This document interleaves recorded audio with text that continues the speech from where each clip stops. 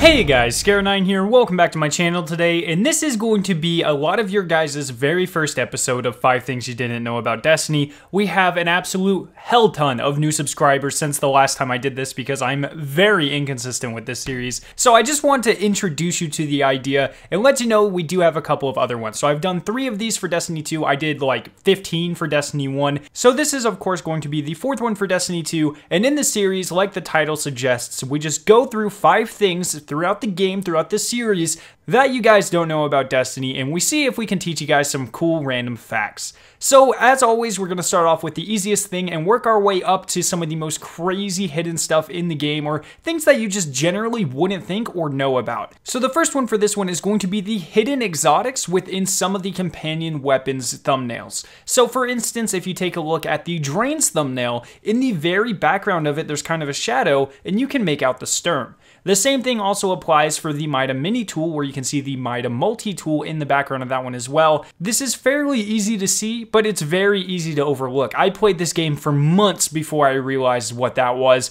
and it's really just a cool way of Bungie reminding us that these weapons really are just supposed to be companion weapons to these certain exotics, but it's still a cool detail nonetheless. Now the second one for this video has to do with the end boss of the Curse of Osiris DLC, Panoptes. So this is going to be the fact that Panoptes is actually modeled by the Vex to be almost identical to Oryx. He's trying to mimic that power, which is not possible for the Vex because they can't be paracausal. But Panoptes is the result of what appears to be their best attempt, and you can see this throughout his design. He's got the wings like Oryx, his head is actually, a diamond shape, which I didn't think was very similar at first, but if you look at Oryx's head, he does have a very diamond shaped head as well. And then the final nail in the coffin for this little fact, the thing that shows that Bungie was 100% going for this with the design, is the fact that Panoptes' main attack is mimicking Oryx's doxology move, where he raises his hands and claps them really fast, which of course kills the Guardians. In Destiny 2, Osiris manages to stop this,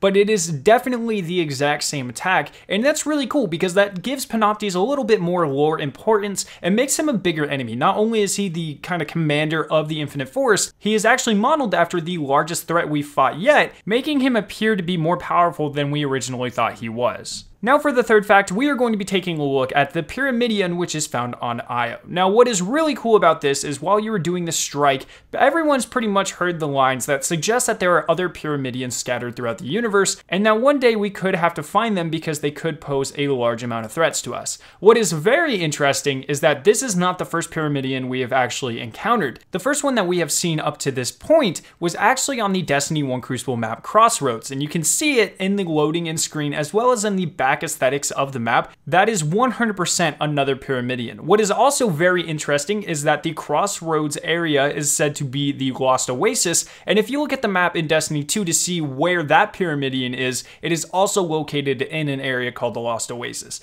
So this seems to be kind of like a rehash by Bungie. Maybe they plan on introducing that area later on in Destiny 1, but then they didn't have time to do it, so they just moved it over to Destiny 2, which is perfectly fine, but it's actually a really cool way to tie in the lore of the Pyramidion and the Vex constructs within, just to make the world feel very connected between the two games, which is something I appreciate very, very much. Now for the fourth one, we have the Telesto secret message. This is such an amazing Easter egg. It shows how much care Bungie really puts into crafting each of the weapons of the game.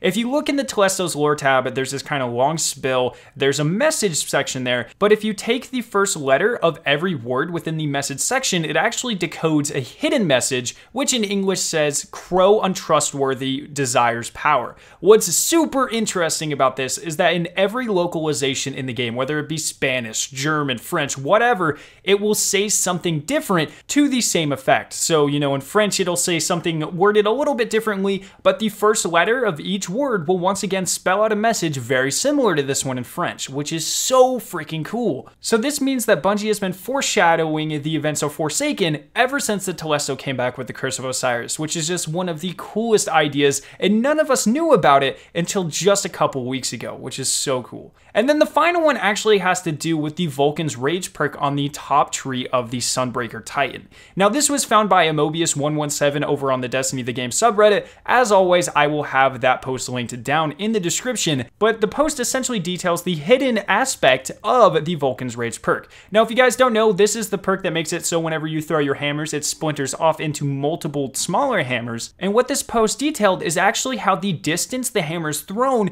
greatly impacts the damage it does, because the further it goes, the more shards it will burst into. And there's a very easy way to see how this happens. Whenever you first throw the hammer, there will be 3 different intervals where fire rings will come off of the hammer. They're all very regularly spaced, and it is directly tied to the distance the hammer flies in the air. Each one of these rings corresponds to more shrapnel being added to the explosion. So a hammer with 0 rings when they just throw at the ground will have 3 mini hammers come off of it. A hammer that is thrown in 1 ring procs also will have 3. However, whenever you start to get to the 2nd and 3rd ring coming off of the hammer, it starts to become increasingly more powerful. So whenever you throw a hammer, it has time for 2 of those fire rings to come off. It will now detonate into 4 shards. And then the really big one, whenever you throw it and it goes into 3 rings, it will actually detonate into 6 shards, which of course translates to even more damage, which is very cool. So this is why hammers is so effective against things like Argos, but it isn't just quite as effective against Callus, even though it is quite good, because the farther away you are when you throw the hammer, you are going to be doing more damage, which is just such a cool aspect to the game. But that is going to be the last fact for this video. Let me know which of these 5 things you guys did not know down in that comment section below. If you did learn anything new, make sure to leave a like rating and to share it with your friends. If you are interested in watching either of the 2 videos on screen, you can click their respective annotations to be taken to them. If you are brand new to my channel, make sure to hit the giant version of my logo on screen to be subscribed for more awesome Destiny 2 videos and live streams. Thank you guys so much for watching today, and I will see you in my next video.